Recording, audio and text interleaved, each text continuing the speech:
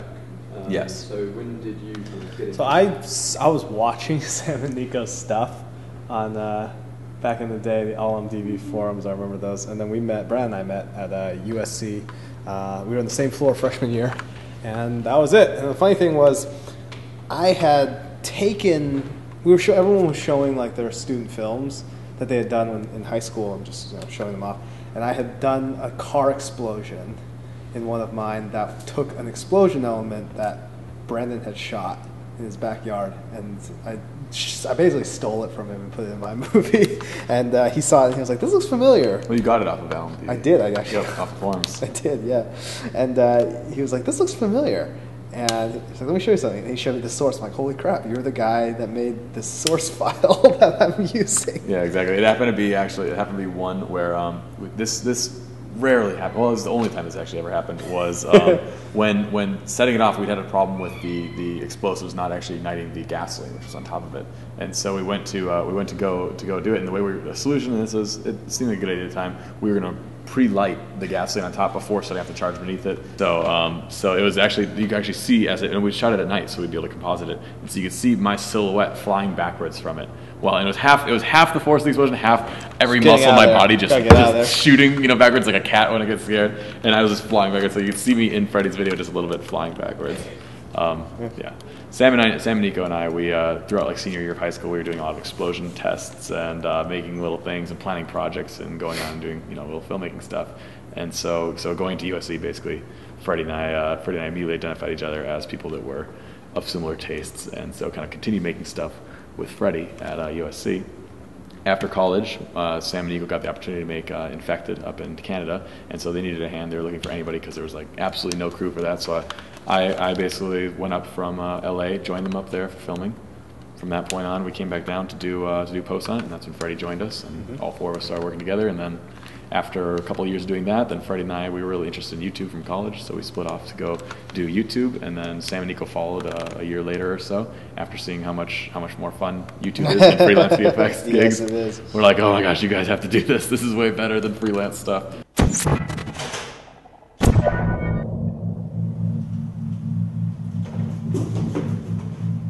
Hey guys, check this out. This is so cool! Guys!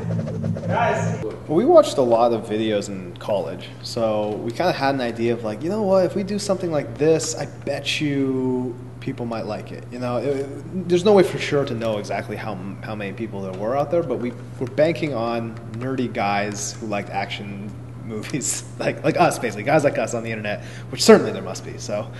Yeah, we had a different entry to online, like to YouTube, than most people do. Most people, they put a piece of content out, and for whatever reason, it goes super viral, and they look at that and they're like, oh my gosh, I'm going to do that some more and replicate that success, and able to replicate that over and over again. For us, we kind of came in from a different approach, which is we watched guys doing that, guys putting that out, and we spent years throughout college kind of studying viral films. Freddie did a thesis project on what would go into making viral films, and so we kind of put tests out, and the early stuff that you see on the channel are all like sporadic tests on this. And so when it came time to actually do it, we had kind of a game plan of what we wanted to do, what we thought would go.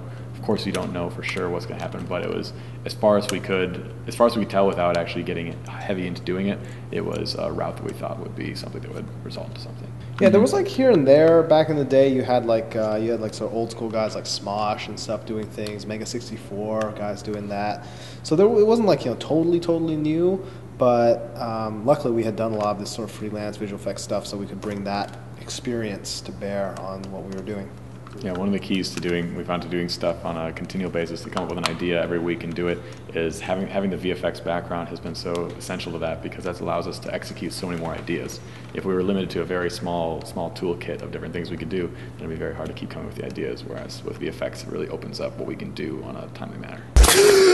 Rico's come to get his stuff! We need guns! Oh, they're in the oven!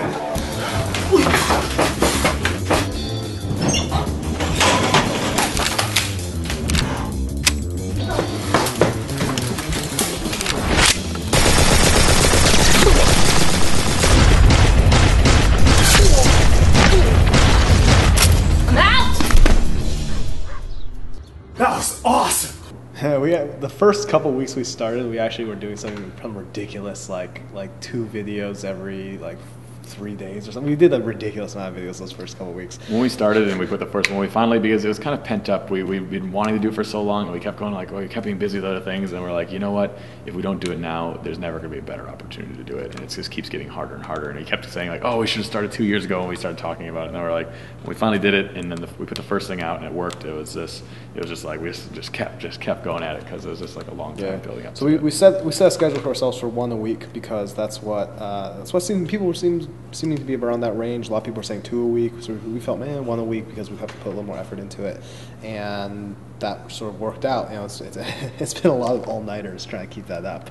I mean, for the most part, we've done a pretty good job, but there's definitely cases where we can look back and be like, oh, why did we miss a week? Oh, I remember, because this happened and this happened. But yeah, often if the weeks when we do miss one, it always follows a video that's good, that was like a bunch of all-nighters in a row, one that was particularly hectic. But we find that having a schedule really is what keeps us. If you don't have a schedule, you can just keep on working on any project forever. And so by really setting a deadline, it forces us into putting them out, because there's no video that we couldn't add another 10 hours of work to. Yeah, there's always more things you can do.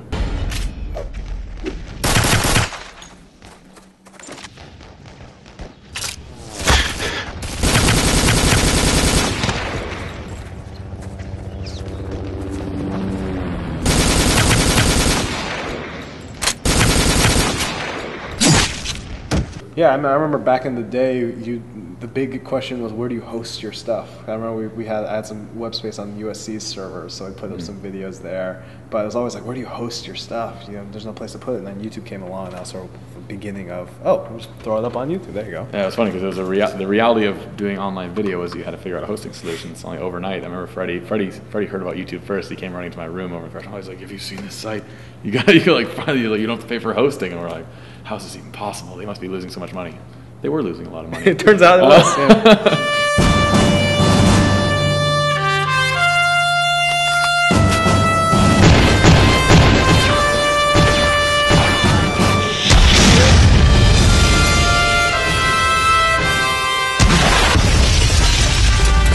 It's kind of weird. I think back at USC, it was all, because I took all the 16mm film classes. I edited 16mm thesis film. So film school definitely sets you up for that traditional route and that more apprenticeship direction, And I think at the time we weren't thinking, I wasn't thinking about like, oh, let's do something online. I think I got the sense that there was something kind of new going on online, but it wasn't really sure, because when we came out, we were doing direct-to-DVD, direct-to-TV movies. I produced a direct-to-DVD, direct-to-TV movie, and it was a very good learning experience. But I think it was enough to be like, hey, there's going to be a better way of doing this. Especially because right around the time we were doing that, the whole international TV market was tanking. International DVDs, everyone's like, oh yeah, there's no money in this anymore. So I was like, oh, there's got to be a new way of doing it. I think it's not a matter of just YouTube. I think it's a matter of online video as a whole. Everyone's starting to take seriously, because you're starting to see a lot of these metrics in terms of time people are spending online become way, way, way bigger than and grow at an incredible rate. So I think people are starting to realize that the idea of watching a show or something longer form, or even the short form kind of stuff that we do on a weekly basis, either on your computer, mobile phone, television, wherever, is becoming a legitimate form of entertainment. It's not necessarily just a quick diversion sort of thing. It's actually becoming its own thing, which is pretty cool. Yeah, traditionally Hollywood's always been seen as very, very impenetrable, and it is. And so we feel that a lot of people that want to do filmmaking have expressed a lot of interest in what we do and how we've done it, because we've managed to do filmmaking in a way that completely gets around the studio system, in a way that we're able to have creative control and make projects without on our own accord. And so I think that's what's really caused a lot of interest in from the kind of the do-it-yourself filmmaker types that really want to see what's behind this, what goes into it.